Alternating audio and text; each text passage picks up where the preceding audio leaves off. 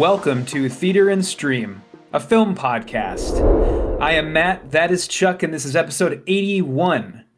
We're sort of diving back into the world of streaming this week with the latest from the horror filmmaking family collective, the Addams Family.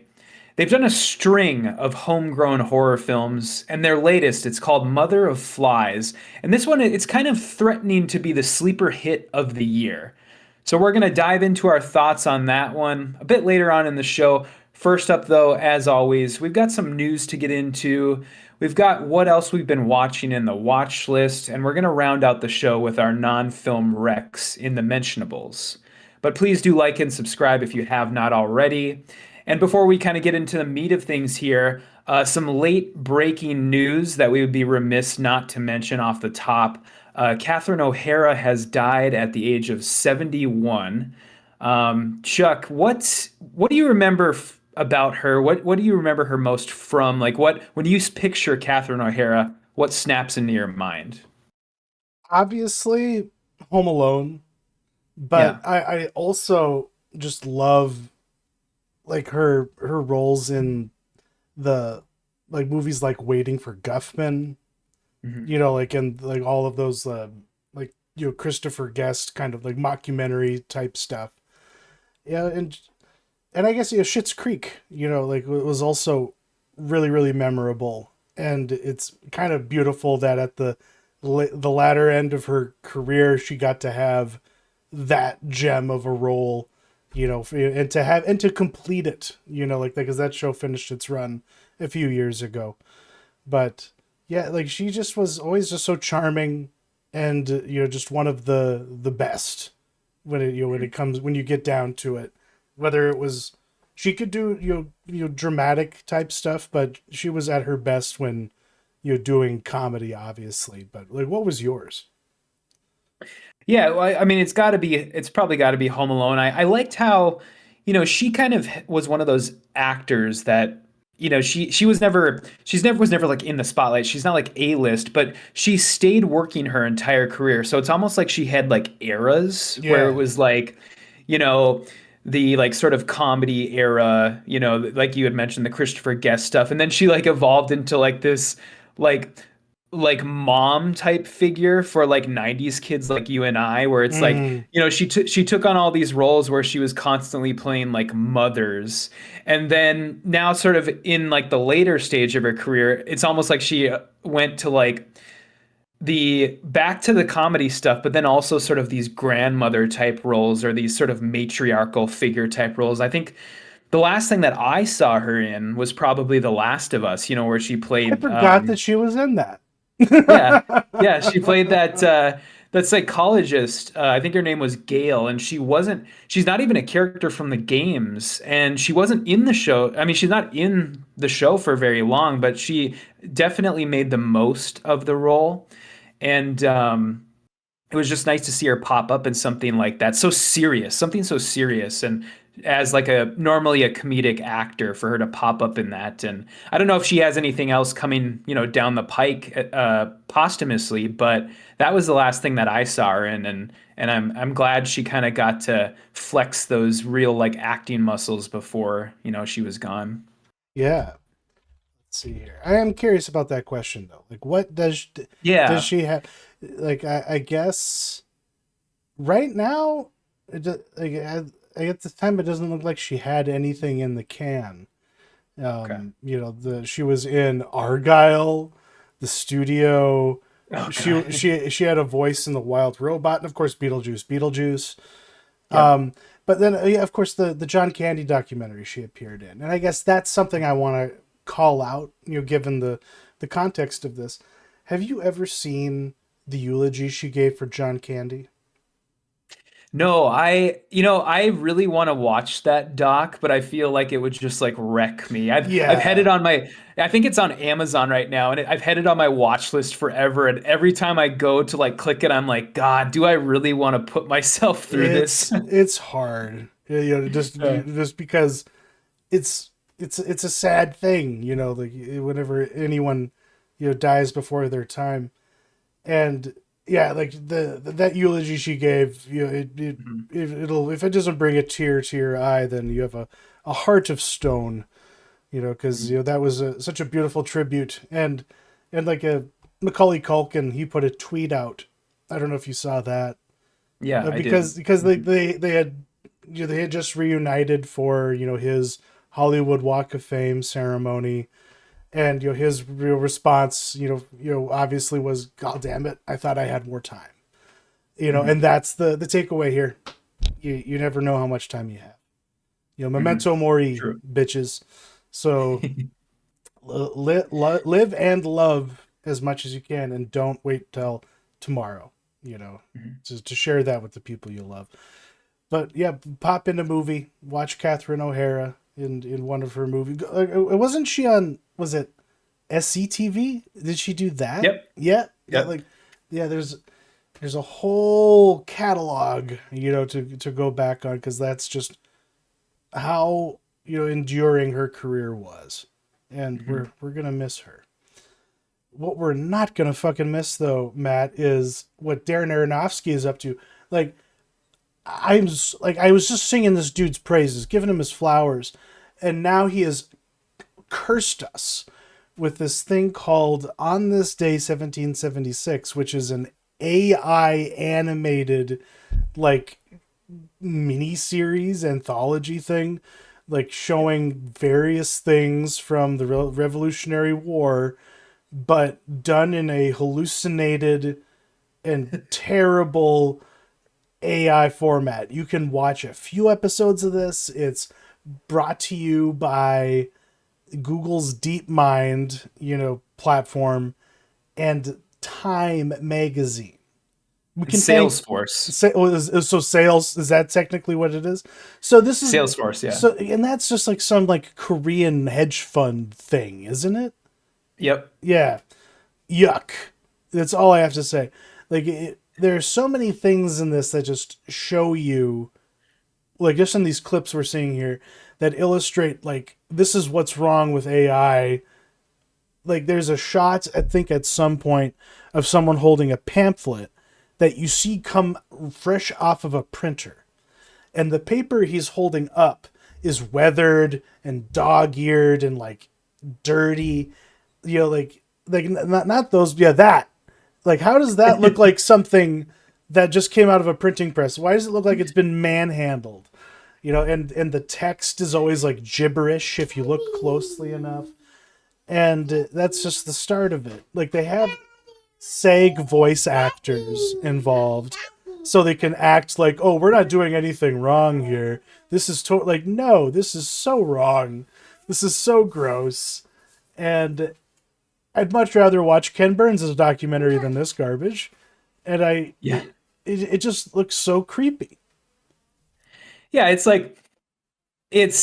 admittedly in the year 2026, a lot of AI has, gotten pretty realistic and convincing, but this still has, those shitty sort of AI hallmarks if you know what you're looking for, where it's like, no individual shot is over 5 seconds long. It's constantly like jump cutting, and that's because you can't do like long form stuff with AI.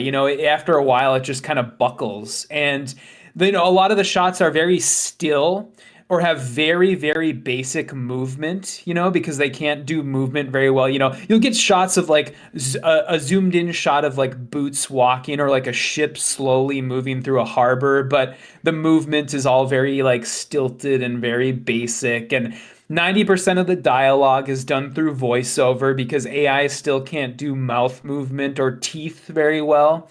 It has problems doing Yeah. like individual teeth. And so, this still has all of those really like shitty AI like things if you know what to look for. And what it sort of creates, I actually watched both of the Oh, episodes because really? they're literally both under 5 minutes long because they're made for like the smartphone addled attention, broken modern mind. And so I think one of them was 3.5 minutes and one of them was 4.5. And so it's like, okay, whatever, I'll just see what this is about. And it's just it's so poorly done. It feels incredibly dated to me because despite the fact that it's made using AI, it's like very basic.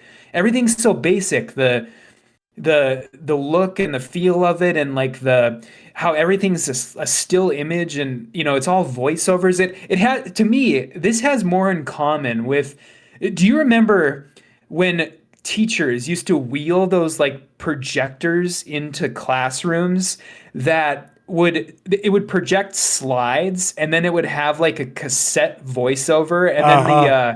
the projector would beep. It would go beep when the teacher was supposed to change the slide. That's what this has more in common to Oh, me than like anything else. And yeah, it's very bland. that's and I think that reinforces, I guess, the limitations, of artificial intelligence generated animated content. How much control do you really have? Like at a certain point, wouldn't you be better off just shooting it for real and just having special effects? Like it's like, for all of the efficiency that you supposedly get and how much easier it is to just conjure these images up, you can't actually have complete ownership over what you're creating. Like you're just hoping and praying that what you've typed in will generate what you want it to. And how many iterations did it go through before they got something even passable and serviceable? What is Darren Aronofsky even doing? Like, is his name just slapped on this? Like, It is. what is his role in this? Yeah, I did make sure to look that up. And the only thing that Aronofsky has to do with this is he has a executive producer credit. So he's the money, basically. Uh He's fronting the money, or he's fronting the company, I should say. I can't remember what is his company called that made this. I forget what it's Um, called. yeah, it's basically his company that he's loaning to whatever, to the Times studio that's doing this. Yeah, it's like, God, what is the name of that? I should have had this on deck, but I know that Darren Aronofsky has his own like AI created company Oh, that really? basically, yeah, that basically did like um, they basically did all this stuff for this, all of the primordial soup. That's what it's called. Ah, Yep. so he's really embraced this AI. Yes. Yeah. He's all in on the AI, and um, or he wants to be, I should say. I don't think this is going to really move the needle for him. I think this is going to be a stunning failure. I mean, you uh, go to the. I would encourage people to go to the video pages for these episodes, and the comments are nothing but people shitting on it. And if you have that plugin that still shows you the likes and the dislikes on YouTube, it's like 10-1 dislike ratio, where everybody's hating on it. I question anyone who would like it, but then, and this is just a comment on a larger trend that I'm seeing. We've been saying that AI content is out of control on social media for a long time now. It feels like it has reached a point for me personally where nearly every single thing I see on Facebook is probably AI generated. And based on the comments I'm looking at, if people are commenting on it, it's not to debate whether or not this is AI or not. It's people reacting to it as though it's real, even though to me, I'm a meathead. I'm not the smartest guy. I'm not the sharpest tool in the shed. I'm just skeptical enough, to just know that when I look at something, I should be looking to see if it is real or not. Is in a video where a guy is it's supposed to be a video of like a guy having an accident putting his boat in the water, at a boat landing. But this isn't a boat landing, it's like a wooden dock. And instead of like backing his trailer with his boat in like a normal person, the guy in this video is like getting out of his truck as it's driving truck first right into the water. And then he's like, oh, just like flailing his arms around and literally walking on water because there isn't enough room on this dock for the truck and him at the same time. And then when it goes into the water, it just like disappears. And all the comments are people being like, "Oh, that's a bad day." Ha ha ha ha. And maybe and maybe none of like half of those people aren't real either. Like that's the other Or reality. they're all 70 years old. Or they're all it's either boomers or bots. God, I should like that's something that I should like put on a t-shirt, or something like is boomers or bots? What are we dealing with here? And in the case of Darren Aronofsky, it's both. Is he a boomer or is he Gen X? I think he's Gen X. I think he's in his 50s, yeah. Well, this is straight boomer behavior from him. Ugh. Time to move on to real art from real human beings, Matt. The Sundance Film Festival is having its final festival in Park City, Utah, before they move to Boulder, from one hippie town to another. This time with weed. But what's standing out at the Sundance Film Festival this year? Yeah, as you said, it's the final fest, and you'd think that they would kind of be in sort of that closing up shop mode where this festival would be nothing but like a kind of a token send off, but it really isn't. I mean, they're really not slowing down, and there's a lot of good stuff that's coming out of here, and I wrote some stuff down for our doc, and I also, I've been watching because the fest goes all the way through the 1st of February, so not everything has premiered yet. But as far as the stuff that's already premiered, um, on my personal sort of watch list, I've got the new movie from, gosh, I'm going to really butcher her name, but Beth D. Arejo, who was Yeah, the director of Soft and Quiet. She's finally coming out with her follow up. And this one is it's starring Channing Tatum and Gemma Chan. It's called Josephine, and it's about, similarly heavy subject matter as Soft and Quiet, where a 8-year-old witnesses a sexual assault, and then it's kind of how her parents deal with the aftermath of that, how it kind of wow. affects their child's, I guess, their child's psyche. And this one's getting pretty rave reviews out of the fest. And yeah, I've always wanted to see what kind of happened to her career. She hasn't.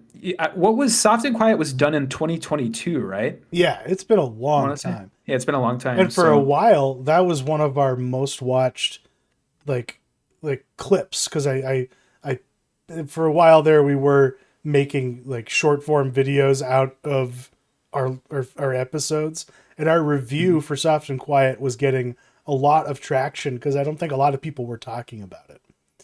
mhm. Yeah. Yeah, so I can't wait to see what happens with that one. Anything that stood out to you on there? The history of concrete. Like Yeah. I haven't watched any of John Wilson's stuff, but now I'm really interested because this is such an autistic subject. Like this is the kind of thing that would just be some weirdo YouTube video. But hey, if we get a feature length documentary out of it, I'm intrigued. I want to see what that's like. But Yeah. what I am not turned on by, as a film goer, and as a deviant, is all of these like the invite just does not. I'm guessing it's causing a lot of buzz, but I'm sitting here like, how many like movies do we need, especially in the indie sphere, about getting new neighbors who are swingers and getting inducted into that lifestyle? Like, did you ever see The Overnight? No. Yeah, like that was God, who was in that? It was the guy from Severance, Adam Scott, Jason Schwartzman, Taylor Schilling, and Judith Okay. Godrich. I don't really know who she is, but that was the premise of that one. Even though like it had some weird twists in it. Adam Scott has a micro penis that you do get to see, and it's all about like his insecurities because he thinks that Jason Schwartzman just wants to fuck his wife. Okay. And he just feels inadequate, and that, like, well, it's like I get nothing out of this arrangement. And then he, like, the twist at the end is that actually Jason Schwartzman wants to fuck him. Oh, okay. Like, so like that was a fun little memorable movie, for like along those lines. And I just don't know, because this is a remake of like a French movie to begin with, so like how is this going to, like, what kind of ground is this going to cover that's going to make it more interesting? I don't know.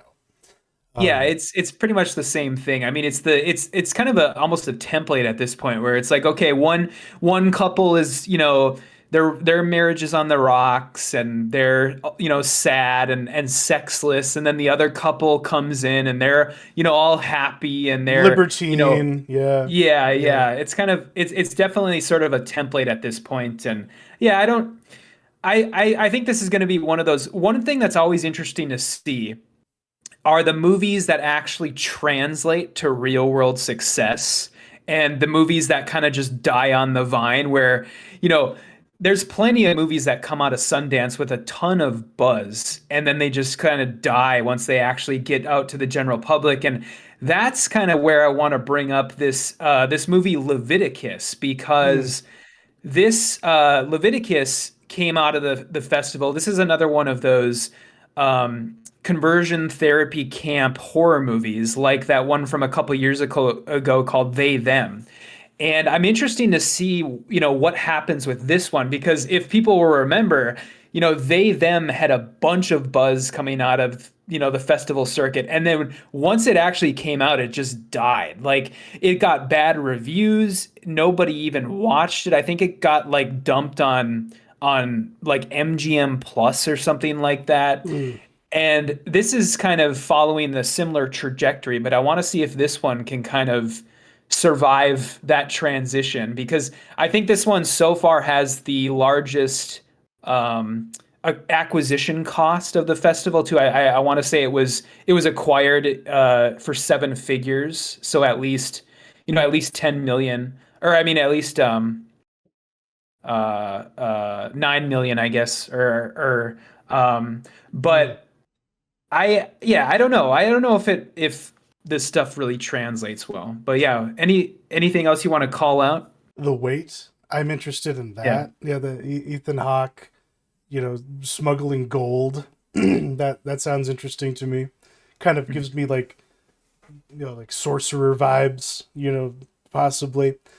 But Yeah, it's a throwback to like these, what it reminds me of. I mean, it's a period piece, but this reminds me of like those like early 2000s like man versus wilderness thrillers like uh do you remember the movie The Edge I with do love that Alec movie. Baldwin? Yeah, Yeah, and then what's the Friedkin one with Benicio del Toro? The Um, Hunted, yeah, with The Hunted. Yeah. the knife combat movie with Tommy Lee Jones.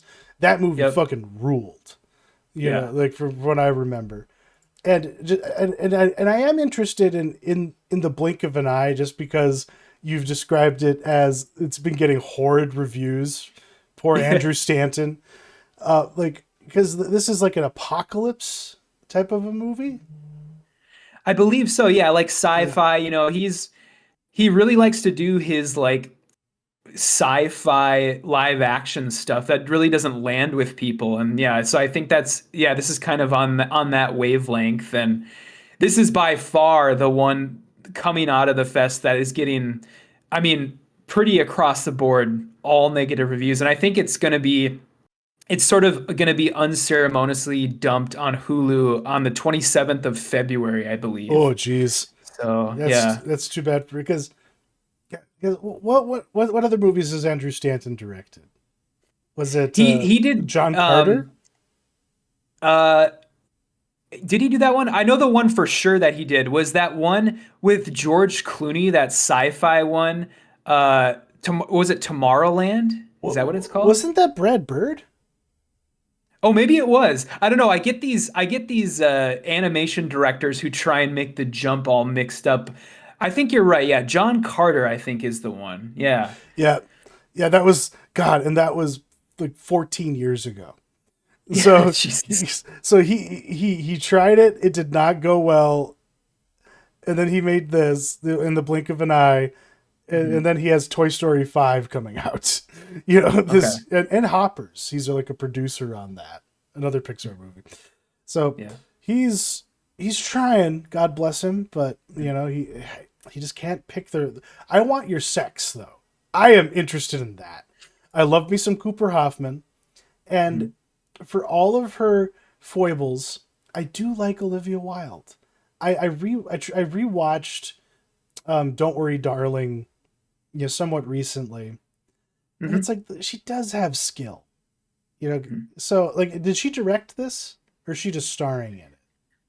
I believe she directed the invite actually. Oh God, that's really Yeah. funny. Okay, so Yeah, she directed that one. She's just in this one as an actress, I believe. okay, Yeah. because in this one she's like an anti woke, like modern artist Yeah, like and provocateur. Yep. provocateur, and Cooper Hoffman is her assistant that she turns into her sexual muse, and Yep. I just love that premise. So Yeah, it's there's very interesting, and you know it's funny.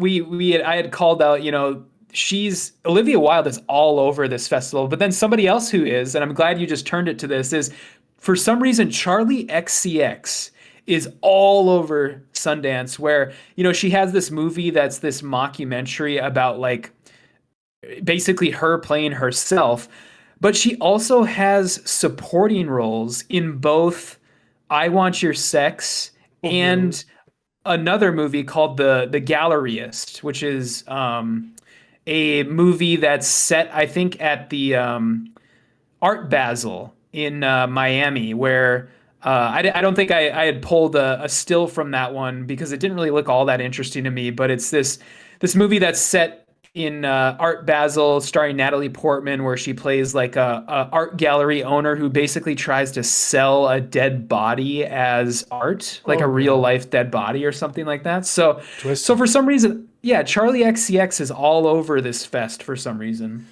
Because and that's what's it's funny because like the tour in question that they used as the backdrop for the moment was the one where it was like it was the Brat Summer tour or whatever.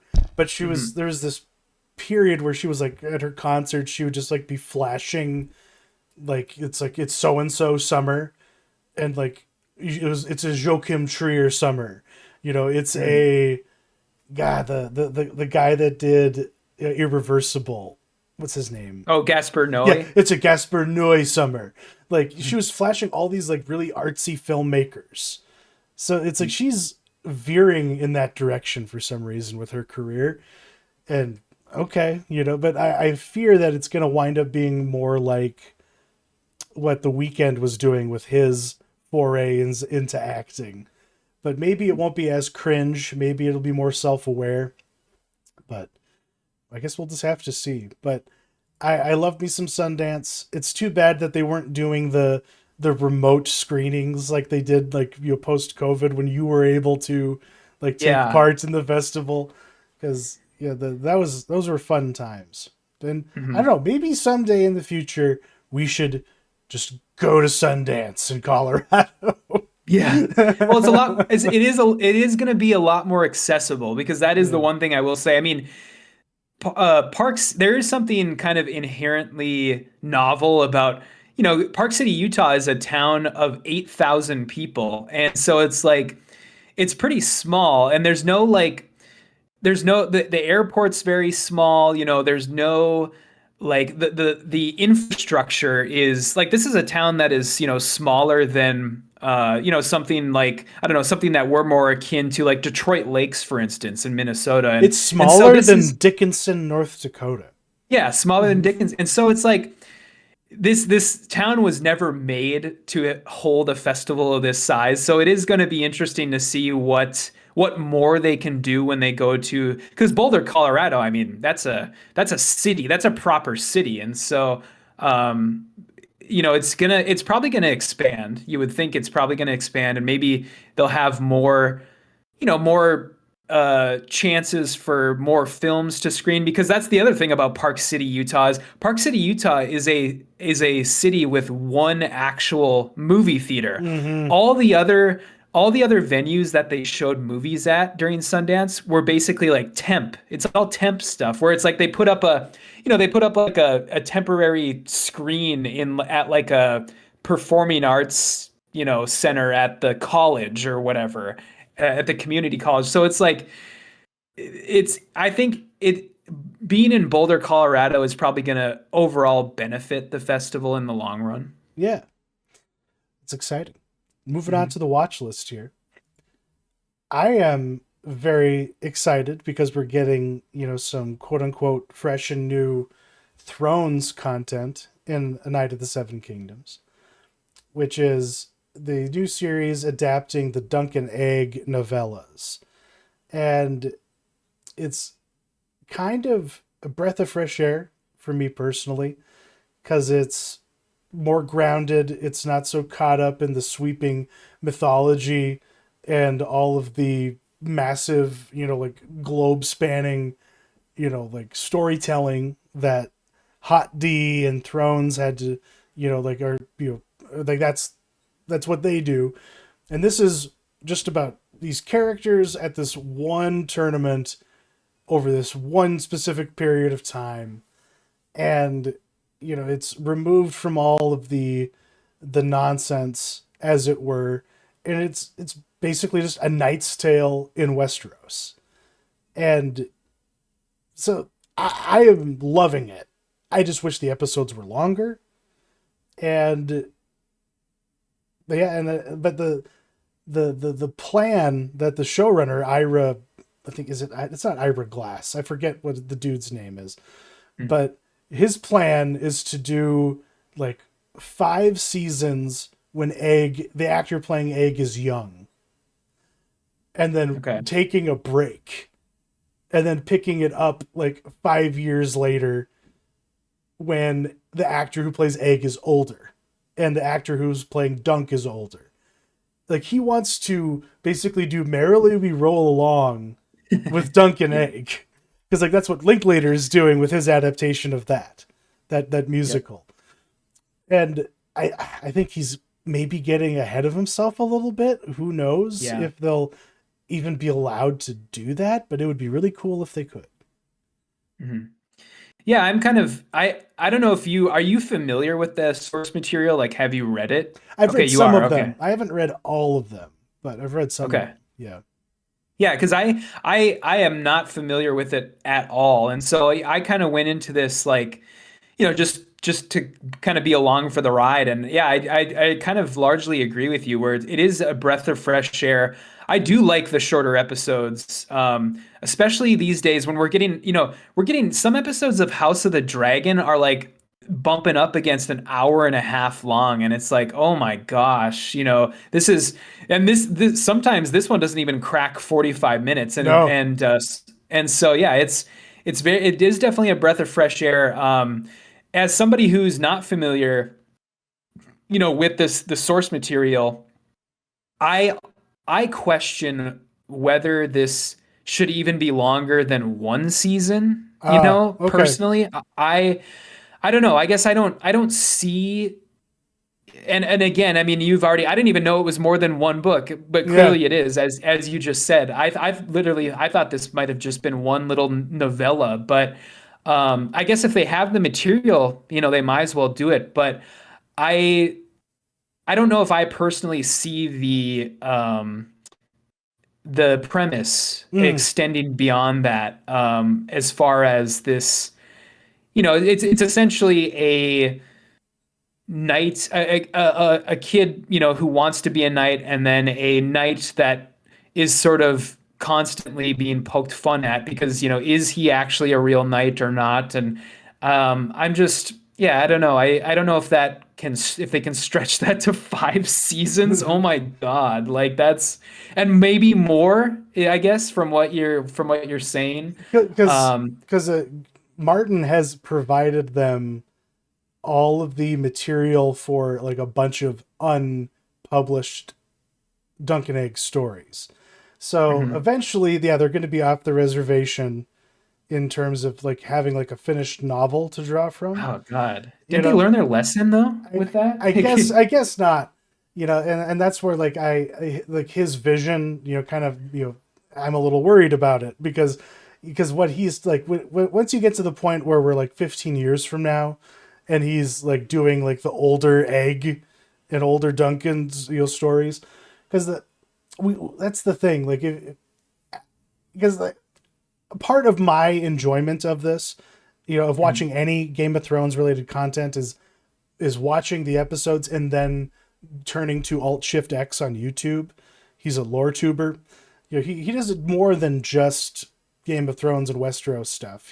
His his videos about like the Expanse, for example, are amazing. Because like what he does the greatest, is looking at, this adaptation and then being like, hey, this is what the this little like throwaway line, this is what it's a reference to. And he like digs into the lore, he helps explain what you're seeing, because obviously in the source material it's an internal, like like the narration and the storytelling is all from Dunk's perspective, so the internalization isn't always there, and there's always like little like nuggets of things that make the experience more richer, if I know it, which is, why I like go, because I don't remember everything I read, from these books. There's so much to know, Yeah. and he's got the encyclopedia of knowledge, and it just makes the experience more enjoyable. What But do you make of the tone of the show? I oh, mean, dude, it's the all irreverence, like yeah, yeah. the like, I busted a fucking gut like when he's all like, maybe I can be a knight. Bum bum bada bum bum bum. And apparently that was him really taking a shit, if you believe the showrunner. Really? It looked Yes. pretty CG. It looked pretty Yeah. CG to me, but I don't Maybe know. he was just being cheeky. He's Okay. also cheeky about whether or not Arlen of Pennytree's hog was a prosthetic or not. Like, I think he's having a laugh, because Mhm. he can. He's this dude is such a little nerd. It's so funny to see a guy who's that young and like dweebish, but being like a showrunner on something like this. He is not like the like Condon or, Benioff and Weiss, like Mhm. where they're just kind of like dude bros. This guy, I like the cut of his jib, because Yeah. I for some reason I'm falling into the same trap. It's like I feel like I can trust this guy. Whereas Condon and George R. R. Martin are like on the outs. Like Martin feels completely cut off from Hot D now. I think he just needs to learn his lesson. Like he Mhm. Martin can't expect that he has any control over these things anymore, and he should stop trying to have any control and just write his fucking books, man. Yeah. But Yeah, yeah, you should have I really like anytime a new Game of Thrones show pops up or just even a new season of a Game of Thrones show, it's like the press cycle sort of restarts and I just see nothing but like headlines of George R. R. Martin complaining about something or other, With this it was I saw that he was complaining about like the shitting scene where he's like I didn't need that. He's like I could have done without that. And it's like, dude, just, go like hang out with your like supermodels or whatever it is you do and, live out your he's clearly not going to finish the latest book. And so it's like, just go like live the rest of your life and like stop worrying about this stuff. You clearly signed a contract that you now wish that you didn't sign, and just kind of let things be. Just let it be. yeah, because like I don't know, the actors are all great, and the characters in this show are, you know very well realized and faithful. Yeah. The guy playing Dunk especially is charming. The young man playing Egg is cute and very funny. And I'm just looking forward to the action to really start. I want the jousting. I want the tournament combat. I want the fun to start. So because it is kind of taking its sweet old time, you know. Yeah. But Mhm. Next on the watch list, I watched a little bit of it, but I didn't finish it. But that's Chain Reactions, a documentary about the legacy of the Texas Chainsaw Massacre. Why don't you take it away? Because I think you actually watched the whole thing. Yeah, I did. Yeah, so yeah, Chain Reactions. This is on Shudder. I'm making the most of my Shudder subscription that I did this month for our main review. And so the premise is basically, I mean, this is basically 5 visual essays, for lack of a better way to describe it.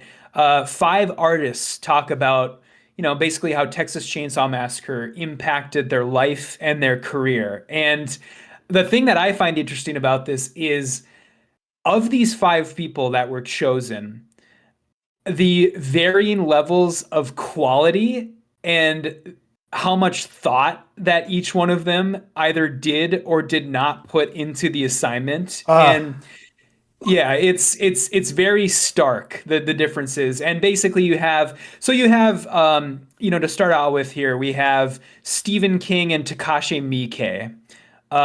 They clearly both approached this from the angle of, basically talking about the first time that they saw the movie and how it impacted them as basically children or young adults. And they both kind of came to the same conclusion of like, yeah, yep, that movie sure did mess me up as a young person. And that's kind of their input. And so I mean it's their segments there are pretty inoffensive. The Miike one is a little more interesting because, obviously Takashi Miike is primarily known as a filmmaker, and he sort of talks about how seeing Texas Chainsaw Massacre as a young person probably is what led him in part to make the messed up movies that he makes. And so and then, okay, here's the weird one. So this one segment that has me sort of raising my eyebrow is this interview with this film historian, I guess she's described as, named Alexandra Heller Nicholas, who I've never heard of.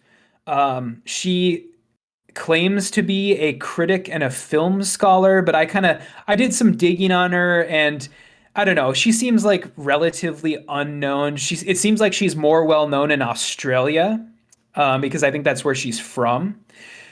And I don't doubt her credentials, but she doesn't really fit in with the rest of the group because she's not, you know, she's not a celebrity. I mean, that's, I guess the way I would describe it is most of these other people are celebrities, whether it's they're known for being filmmakers or they're known for being actors or whatever. And she's like, I don't know, she just I have no context for this person. I don't have no context for her work. I have no context for, and I'm sure that's going to be the case for most people. So I don't find anything that she's saying all that illuminating because I don't know who she is. And she wrote a lot of books, basically. A lot of books. A lot of books about horror that don't have, and none of these books have Wikipedia pages. So okay, sure. Yeah, so who's read them, just, you know?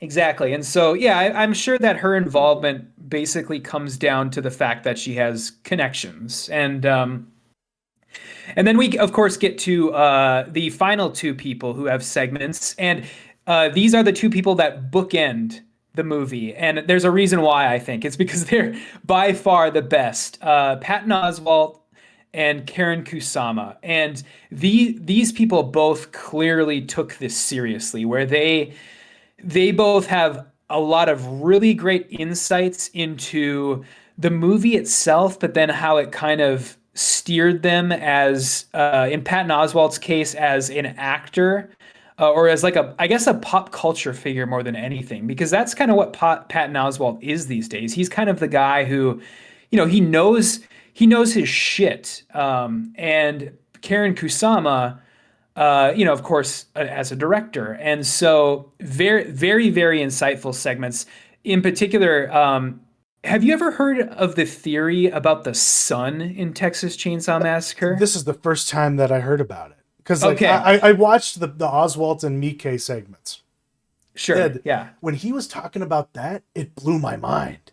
Yeah, I think I honestly I tried to look it up and see if anybody had ever come up with that before, and I think he legitimately came up with this theory that basically the sun is like turning people crazy in the movie because people are constantly looking up at it. And yeah, it's just I really like that theory. I really like how much thought he put into this. And yeah, it was overall, yeah, this is very much worth watching overall, especially if you're a fan of the movie itself, which I think most horror fans are. And so yeah, very interesting. No, his like the story that he was just talking about, the Halloween party where they projected Nosferatu just like up on like the Yeah. wall of some like civic center. I don't know, it just reminded me why I loved his pop culture analysis. Like Hmm. he wrote a book called I think it was a Zombie Spaceship Wasteland. Yeah. Hmm. That was a really good book. Just but in general, like his whole bit about how like you want a movie title to tell you a story, and the best movie title of all time obviously is Texas Chainsaw Massacre because it Yeah. it gives you so much just in those few words, and it endeared him to me, again, because I had just been really turned off by him for some time because he's been so caught up in you know culture war stuff, for lack of a better Yeah. word. And it was nice to just hear him appreciate something, and just be enthusiastic about something, and then in turn, just embrace that mentality, I guess. And in researching, the this project, have you heard about the physical media release of this that they've made available? No, I hadn't. I looked it up when you had put it on our doc, but yeah, it's so interesting. What's going on with that? For some reason, when you get this documentary Blu-ray, it will also include 10 random and obscure versions of the movie. Yeah. Like they're all like of different lengths. Like they're all sourced from like weird shit. Like this is the Australian VHS version, complete with like VHS artifacting and like tracking stuff. And then here's the weird Super 8 version that's only 20 minutes long for some reason. That's like an abridged version of the movie. Like you would never need to see one movie in so many different ways, but I guess for this one you can, because that's just kind of the legacy of it. It's like so many people around the world had their own weird version that they saw because that's how it was distributed to them, and they took a great effort to preserve that Mhm. and honor that in this. And I just thought that was very fascinating. Yeah, that is really cool. And it's cool that the documentary filmmakers are clearly working so, in tandem with whoever holds the rights to these things, that they can do something like that for like it's not often that you see the a movie a documentary that is about a movie or a work of art, and then you actually get that work of art with the documentary. That's a really cool idea. It would be like if Room 237 gave you like six versions of The Shining along with it. Yeah, yeah. All right, moving on to the main event. Because we are kind of dragging a little bit. We've had a lot of good discussion. But we got to get to the matter at hand here, which is the latest film from the Addams family, Mother of Flies. Take it away. Yeah, so Mother of Flies, this latest Shutter release from this filmmaking family collective, the Addams family, who I believe is comprised of two daughters and then a mother and father. You know, I wanted to give this the benefit of the doubt because it is maybe I did too much reading about these people beforehand, and it sort of endeared me to them and how homegrown this is. And there are certainly elements of the movie that I think are executed well, but I think the overall package really kind of collapses under a weak script. And just like too much idle cinematography, I guess is what I would call it. There's just too many shots of nothing happening in this movie, or sort of repeated things happening. And this is more interesting to me to view as an exercise in do-it-yourself filmmaking than it is as like a narrative feature. I like looking at this and trying to see how they did certain things on what was clearly a shoestring budget. The impressively convincing effects work, the metal soundtrack, the setting and the set dressing. These are all really interesting things to look at sort of on their own. But I'm not sure I would be as forgiving of it as a movie, as a narrative movie. I think to most anybody else, anybody who's going into this and just watching it as a movie and they don't have any of the backstory, this sort of falls under the category of sort of like dime a dozen Shutter slop, where it's like every once in a while Shutter makes or acquires a really good horror movie, that sort of is elevated beyond the rest, stuff like Caveat, stuff like Late Night with the Devil, but this falls under the Shutter slop category in my opinion at the end of the day. And so yeah, what did you think, Chuck? Well, that's exactly it. It's like I love bootstrapping filmmakers. Going back to like the first time I ever saw El Mariachi. Like I love an example, from an individual or a group of individuals who could be like, "Hey, we did this ourselves. You can do it yourself too." There's very aspirational and inspirational. I my favorite movie of all time is from like the quintessential do-it-yourself filmmaker, Shane Carruth. But but they aren't on his level. Like he is the type of guy who truly can do it all. I know his dialogue isn't for everybody and his acting isn't for everybody, but it still is competent. It's serviceable. Whereas there are like I even think of like what was it, Rachel, the lady who did Somnium, Rachel Kane Stevens. Like that's another recent example of this type of thing. Like where I think this cohort kind of fails, where like Kane Stevens kind of more succeeded, in that there are certain things where you need to acknowledge that you have some deficiency and maybe bring in some support. And if they had just had somebody else working with them on dialogue, maybe the stilted acting wouldn't be so obvious at times. Because when, like you called out in the document, whenever, John Adams and Zelda Adams are talking to each other in this movie, it just don't work. Like you would think that a real, father and daughter would have more chemistry, on screen, and they really don't. It is so stilted. It's very much like film student level, like dialogue and delivery. But then they clearly have great ideas for visual, and there's some haunting visuals in this.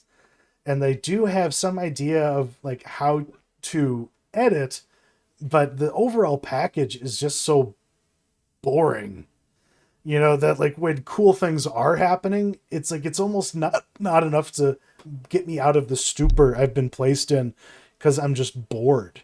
And the same things just kind of happen. They cycle through the same stuff. And like in that interview that you linked, they talk about how, we just have a really great, CGI comp guy who painted in the cool looking cabin stuff.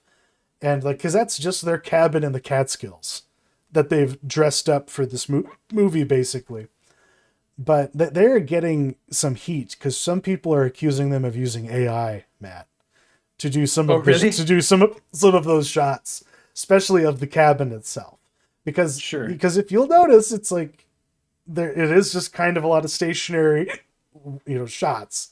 They almost just look like photographs at times. Mm-hmm. But then, there are are other sequences where I'm just like, oh, this is so fucked up and gross. And so they have the eye, they have the creativity. I think they just maybe need to start realizing that they can't just do it themselves anymore. Because like Zelda Adams has been quote unquote directing movies since she was like 9 years old, apparently. But she needs some real guidance, and I think Yeah. some room to grow. I think eventually she needs to leave the roost. She needs to go out on her own, I think, if she really wants Yeah. to grow as a filmmaker. And it can't just be a family endeavor forever. Yeah, I agree. I think it's very clear that the only family member who has the gift of acting is the mom, Toby Poser, I think is her name, who plays the witch, and everybody else is pretty hit or miss. And I do find it funny that you had kind of already alluded to this, but I find all of the acting in like the really, really intense harrowing scenes like to be fine. You know, the scenes where like they really have to go all out and they're screaming or they're puking or they're doing whatever. Those were fine. The scenes where the acting is the worst is just like the conversational like banter stuff. It's like, oh God, like what? And some of the lines are just like, who approved this? You know, like the line about like that they have in the diner about like her like shitting in the toilet and making it look like a Jackson Pollock. I'm like, who talks like this with their dad? And it's like, well, maybe like I guess maybe a like hippie crunchy family from, you know, the northeastern part of the US. I mean, I guess maybe they do. Maybe they're comfortable enough to talk that way with each other, but it's just it came off very unnatural and like um which is very strange because yeah, like you had said, I you would think that a father and daughter would be able to you know have more natural chemistry, but I guess it's just it's evidence that it's harder to fake sort of the nonchalance of just a everyday conversation than it is to just scream your lungs out, I guess, as your insides are being torn out. Yeah. Um, but yeah, I'm glad you mentioned, you know, the visuals. I did like a lot of that stuff, the like the face in the tree and the I thought I liked the like anytime she would the witch they showed her like flying, like towards the end they show her like flying in the background behind the car and then up Mm-hmm. close where you know they basically the way that they did that is they just shot it from really really close up so that you just see the trees sort of moving above her, you know, above her as she's flying and you know all that stuff was really cool and the all of like the decaying stuff was really well done and the um you know just the disgusting like the you know maggots and decaying dead animals and all that stuff I liked was very very well done, convincing effects. Yeah. It's the thing. Like they are, competent just, in degrees. They, Mhm. they clearly have skill. I think that like Shutter should just maybe, if they're going to invest in them, and invest into future production, give them more support. Take away some of their independence. It's so funny Yeah. to say that, but they do need some more professionals around them to be like, let's not do that. Mhm.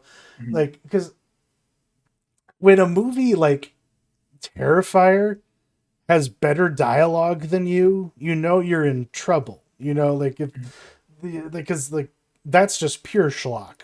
But they are Yeah. trying to be more elevated horror, but this isn't The Witch. This isn't even like close to being on the same level.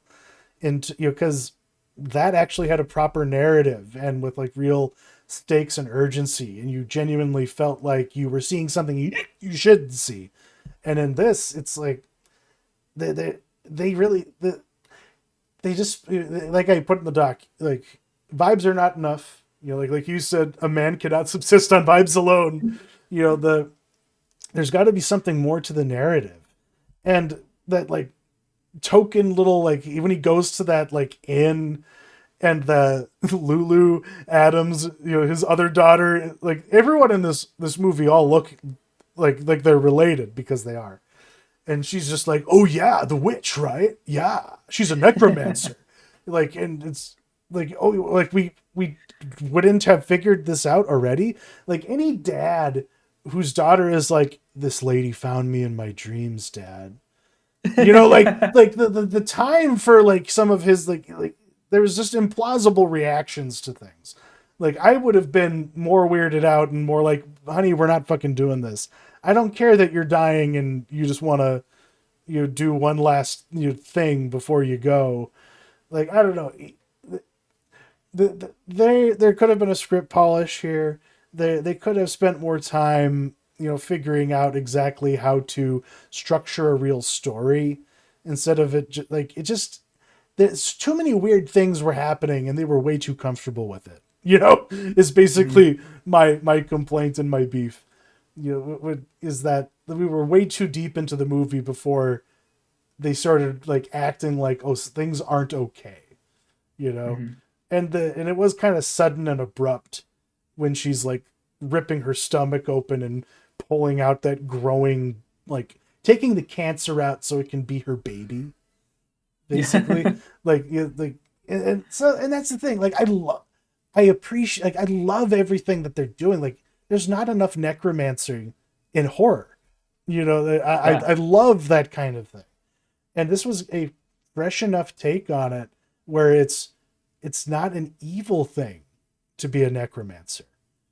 She was trying to do something good for her but obviously for herself, because every witch has an ulterior motive. Mm-hmm. And I don't know, like I they should just they should keep doing what they're doing, but they should try a little harder, so that they can reach the echelon of other independent filmmakers supported by Shudder or by anybody else. Like they got to move on from being homespun. The charm, like it was cute when she was 10, even when she was like 15, but I think Daddy needs to take a step back and just become a producer, and they Yeah. need to bring on some other people, whether it's in the script writing department or the directing department. Mhm. But they could, Yeah, it's yeah, it's almost as if they should it's almost as if they should stop making like the movie as a collective and sort of each like silo off. Like they can still make the same movie together, but they should each silo off into, whatever they're best at, where it's like, okay, maybe John Adams should become the producer and solely the producer, and maybe Toby Poser should be an actress and just an actress, and then the daughters maybe should be like, come up with the ideas but not write the script. yeah, write the It should they story, should write the story, get a story by yeah. credit. Yeah. Yeah, they should maybe silo themselves off more, and maybe they would be a little more successful instead of just all sort of trying their hand at everything. And I think that, that might spell a little bit more success for them. Because, Because yeah, yeah, it's definitely it's this idea has reached its zenith as far as this collective idea. yeah. Because when you get when you get down to brass tacks, this has like the same vibes. I'll use that word, unfortunately, as like on a website that I go to watch things that I can't see in theaters.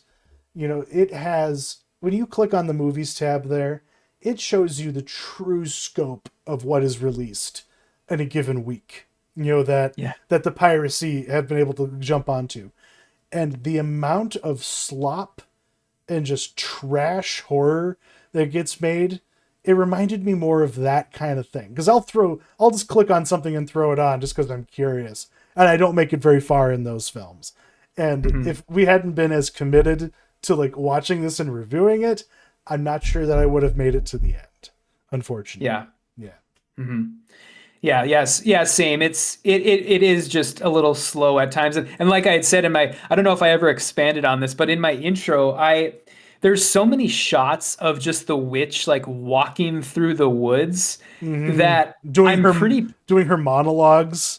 Like Yeah, which was well, those were bad too. Like I guess you would call it like pagan poetry. Oh God, that was bad. It just sounded like word salad, where it's like I'm just gonna string a bunch of words together that sound interesting but don't really mean anything. And I'm 14 yeah, and this is deep, you know? yeah, exactly. Yeah, exactly. So, yeah, I would not. At the end of the day, I think we're both kind of on the not recommend side of this one. Unless, this is your cup of tea, then obviously, yeah, you should watch it, because Mm, what else are you going to watch these days? There's a lot of, you're in the doldrums of January, mhm, and I, I guess if you're looking for an aperitif, from Bone Temple, this would be a good one, I mm, suppose. mm, They're kind of in the same wheelhouse about grief and horror and yada yada. mhm. But yeah, Yeah. I expect more. I expect more, from people who are being pushed as the next best thing in horror. You Mhm. have to, if you're gonna act like you're transcendent, actually be transcendent. Yeah. That's where we'll leave that. Moving on to the mentionables. I love yours because I love me some soy sauce, but this is spicy soy sauce.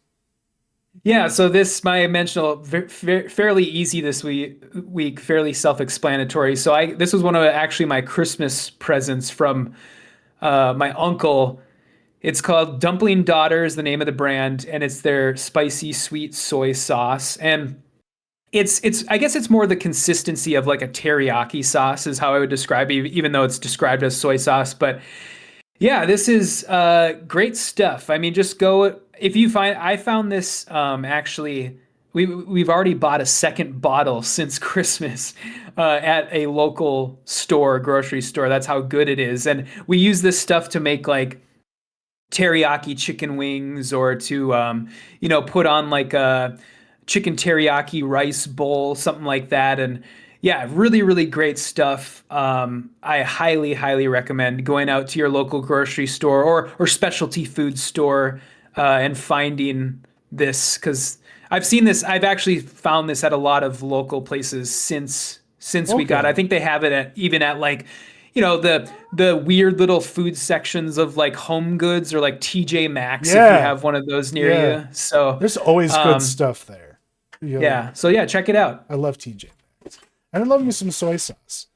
When I was Hmm. a kid, just like white rice with some soy sauce was Oh a yeah. a, Hmm. a, a you 5-star dining, for me Yeah. as a kid. Because yeah, but for your next stir Friday, definitely pick that up. Now I gotta fast forward to mine. For some reason, I think I made mine a lot shorter than yours. So Oh. in mine, it's like it's not even like something that people can really follow up on. But his full name didn't fit on there. But I got a call at work the other day from this old guy who's like, because like I got my lungs damaged in the anhydrous leak in Minot when that train derailed, and I'm dying, and I need to get the story out. The real history needs to be told.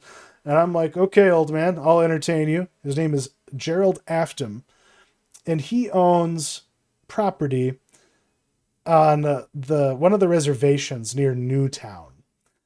And on his property, if you just like take a shovel and like dig into the earth, just anywhere, you'll probably find some kind of either a Native American artifact or an artifact from the fort that Pierre Gaultier de Varennes de la Varendrye built, back in like the 1720s or 30s.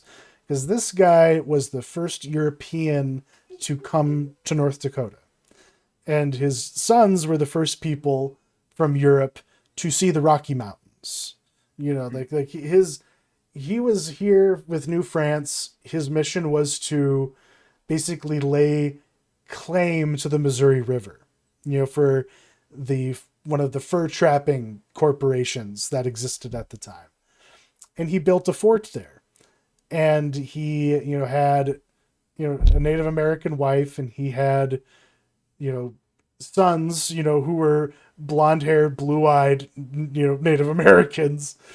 And Thomas Jefferson, when he was sending Lewis and Clark on their mission, he sent them with some like millstones for this guy's fort. That was like something that was included on their mission.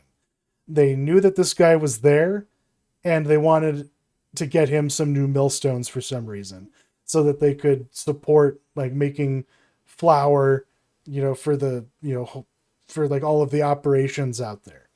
And Gerald Afton has those millstones, and he showed them to me, along with all kinds of other artifacts. Because the dirty, like, I guess, secret of it all is that the U.S. government, for a really, really long time, has tried to diminish the accomplishments of this guy and the significance of it. Because technically, when the United States was formed, this guy's fort, due to all the weird treaties that existed, became a part of the United States. Even before the Louisiana Purchase. And there was a monument built for this guy on a butte that you can still see today.